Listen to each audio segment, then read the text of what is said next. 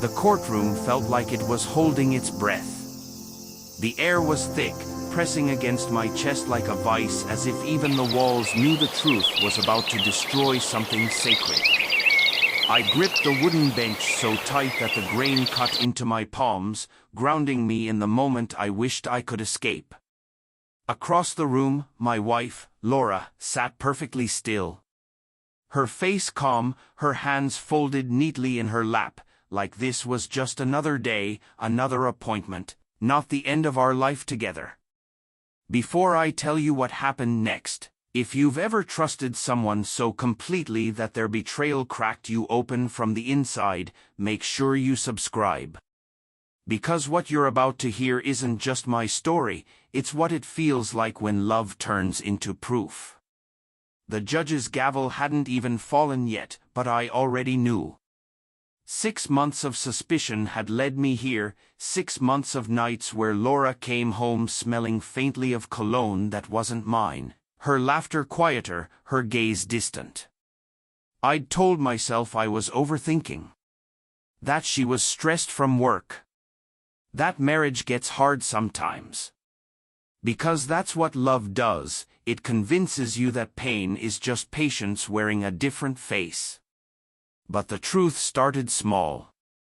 It always does.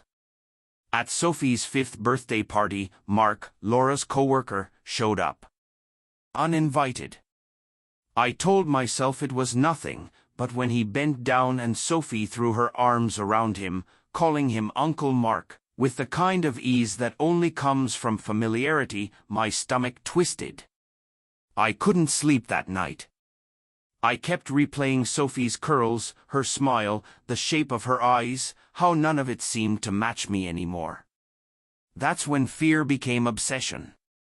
I started noticing everything, the way Laura tensed when I mentioned Sophie's eyes, how she avoided any talk about the future. One night, I did something I still hate myself for. I took a strand of Sophie's hair from her brush.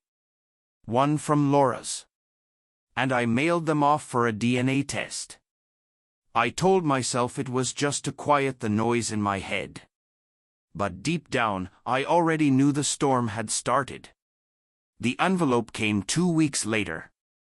Just a small, white lie folded inside a plain sheet of paper.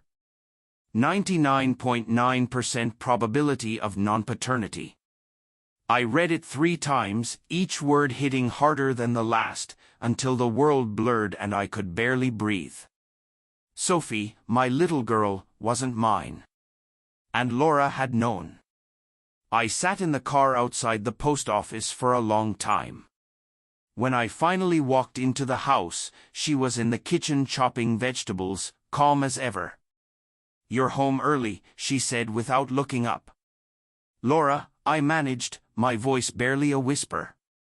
"We need to talk." She froze. Her knife hovered midair. "Sophie," I said. "She's not mine, is she?" Her eyes met mine, glassy and wide, and for a heartbeat I saw the truth flicker there, guilt, fear, regret. Then her shoulders sank. "I'm sorry," she whispered. "Who?" I asked, even though I already knew. "Mark," she said, her voice cracking. "It was one night. A mistake. I was drunk. A mistake." That word broke me more than the test results ever could. A mistake had a name. A heartbeat. A laugh that called me Daddy every morning.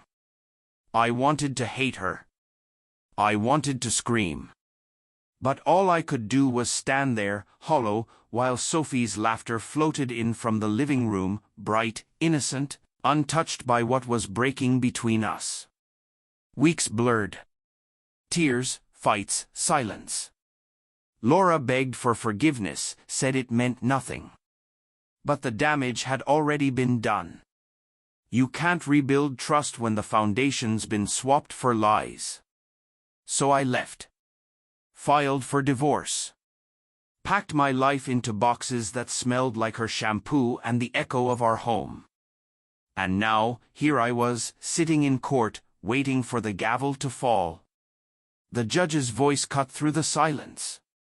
The DNA evidence confirms that Mr. Daniel Harris is not the biological father of Sophie Marie Evans. The words hit like a final verdict on love itself.